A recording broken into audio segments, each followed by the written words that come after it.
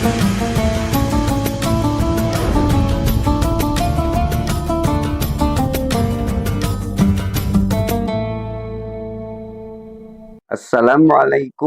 warahmatullahi wabarakatuh. Alhamdulillah, alhamdulillahilladzi an'ama bi ni'matil imani wal Islam. Asyhadu an la ilaha illallah wahdahu la syarikalah wa asyhadu anna Muhammadan abduhu wa rasuluh. Allahumma shalli ala sayyidina Muhammad wa ala ali sayyidina Muhammad. Amma ba'd. Kakak-kakak, adik-adik, keluarga besar keluarga Purbalingga rahimakumullah. Alhamdulillah, kita sudah di ujung bulan suci Ramadan. Kita berada di 10 akhir bulan Ramadan 1445 Hijriah. Mudah-mudahan kita semuanya akan mendapatkan maghfirah, rahmat serta ampunan dari Allah Subhanahu wa taala. Apalagi kita akan menjalankan terus apa yang menjadi amal ibadah kita sambil kita menanti malam Lailatul Qadar. Mudah-mudahan kita semuanya akan menerima dan mendapatkan ridho dari Allah Subhanahu wa taala. Dua kalinya rahmat dan salam semoga tetap tercurah pada junjungan kita Nabi Agung Muhammad sallallahu alaihi wasallam. Kakak, adik-adik, keluarga besar keluarga Purbalingga rahimakumullah. Pada kesempatan sore ini saya akan mengambil tema perbedaan menjadikan persatuan. Kakak, adik-adik, realitas di lapangan umat beragama kita terutama di Indonesia itu menjadikan berbagai macam keyakinan, ajaran, kemudian pemahaman-pemahaman dalam kita memahami Al-Quran dan hadis.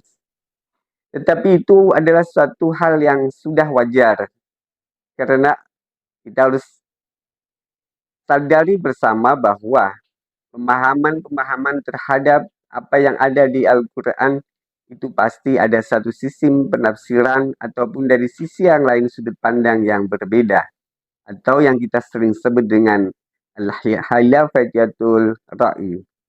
Al-khilafatul ra'yi inilah yang menjadi perbedaan-perbedaan kepada apa yang menjadi pemahaman kita semuanya. Kakak, adik-adik rahimakumullah, perbedaan adalah rahmat sebetulnya atau anugerah yang diberikan oleh Allah kepada kita semuanya.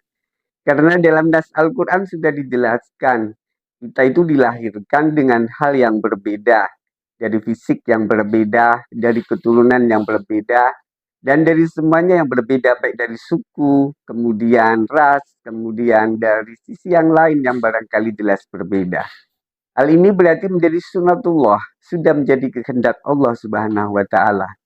Oleh karena itu, perbedaan jangan dijadikan sesuatu hal menjadi persoalan permasalahan sehingga menjadikan kerenggangan dalam hubungan kita selaku sama manusia, yaitu hablum minan nasnya.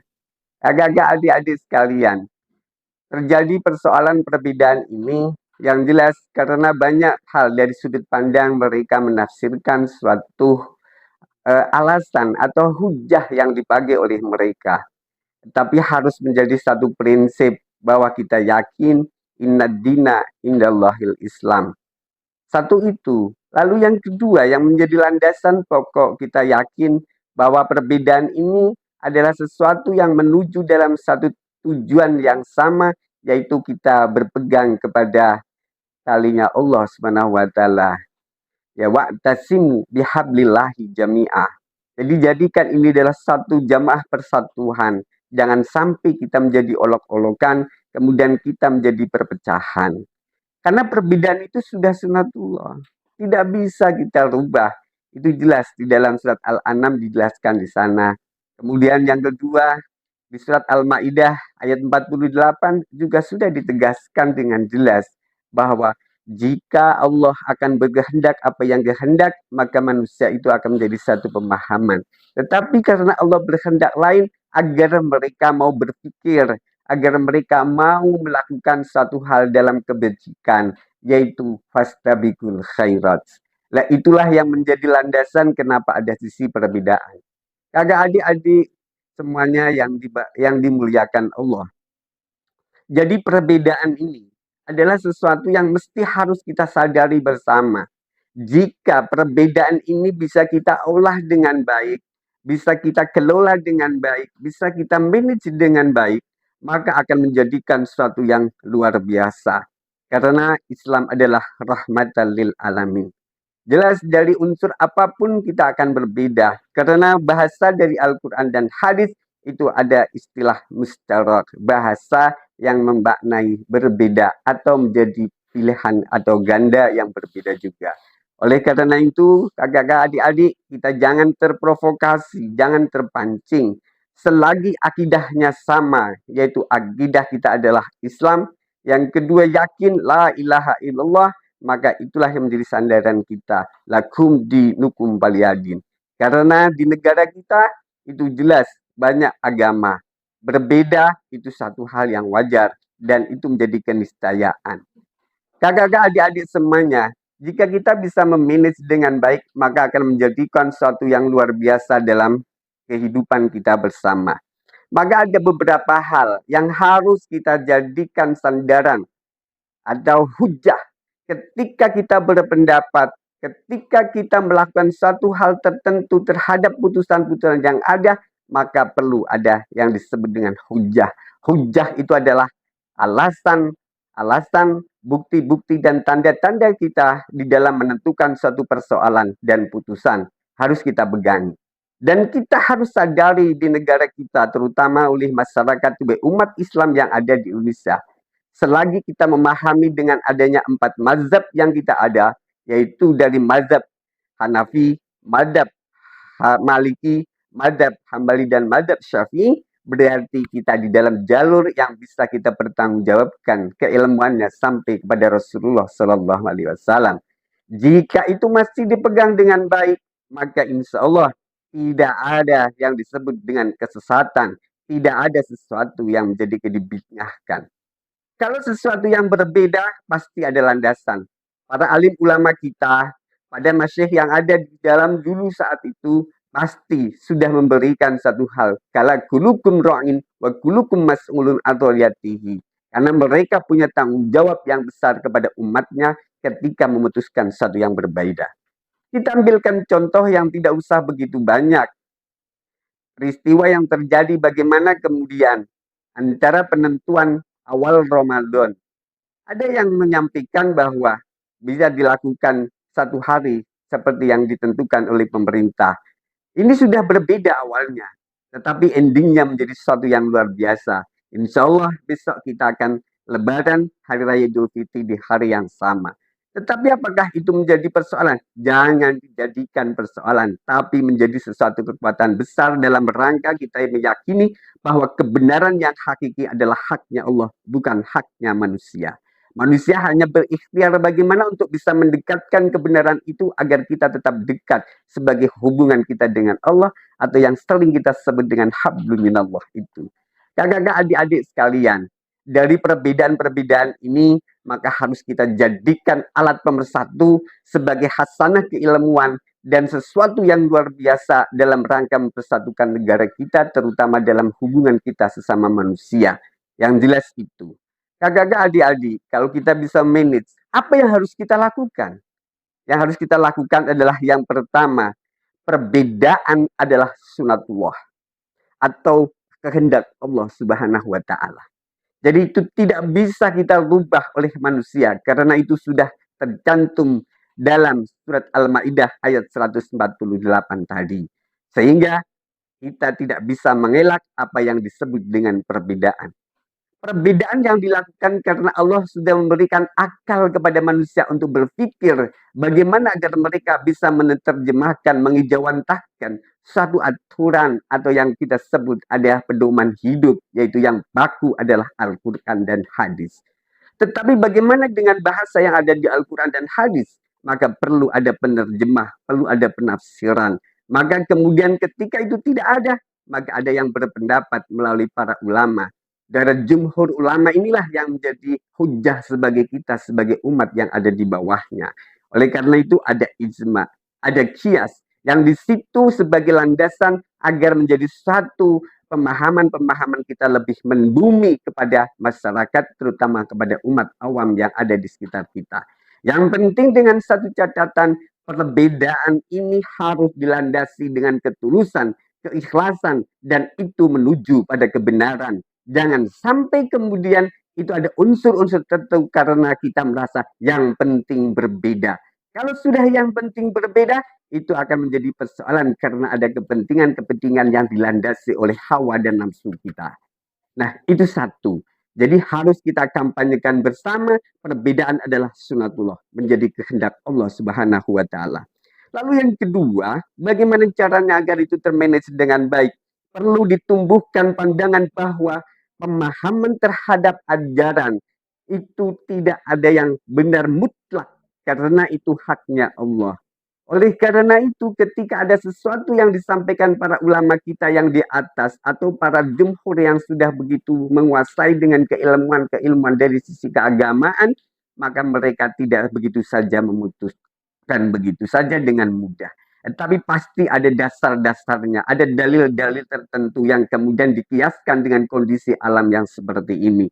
Sehingga ini harus kita lakukan, sampaikan bahwa perlu ditumbuhkan pandangan-pandangan bahwa pemahaman terhadap ajaran itu adalah tertolak kepada, tertitik kepada yang penting menuju pada kebenaran.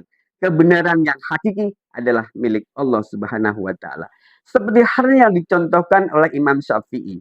Dia melakukan suatu ijtihad. Ijtihad itu adalah dia memutuskan satu perkara atau berdasarkan hukum atas dasar dari usaha pemikiran-pemikirannya beliau. Dan beliau memberikan contoh, ijtihadku adalah benar, tetapi mengandung satu yang salah. Ijtihad orang lain mengandung ada sesuatu yang kurang baik, tetapi ada sisi kebenaran. Lah, itulah hal yang paling prinsip di dalam bagaimana kita menentukan satu kebenaran menjadi satu hal yang baik dalam kehidupan kita. Lalu yang ketiga adalah bagaimana kita memberikan pendapat harus dilandasi dengan niat yang tulus, yang ikhlas. Kemudian tidak ada unsur yang lain dari sisi bukan menuju kepada kebenaran. Karena apa? Jika berbeda, maka akan menjadi sesuatu yang luar biasa. Wata'awanu 'alal birri wat taqwa wa la ta'awanu 'alal ismi wal udwan, sehingga akan menuju kepada wastabiqul khairat. Kalau kita sudah mencapai ke sana, maka kita akan selalu berlomba.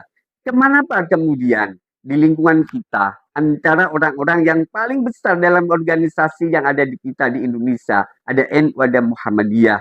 Ada yang melaksanakan sholat tarawih 20, ada yang melaksanakan 8, tapi endingnya sama, yaitu adalah sebagai kewajiban kita atau kesunahan yang dilakukan oleh Rasulullah dan kita jalankan dalam rangka menuju kepada hambanya Allah sebagai ubudiyah, amaliyah, ibadah.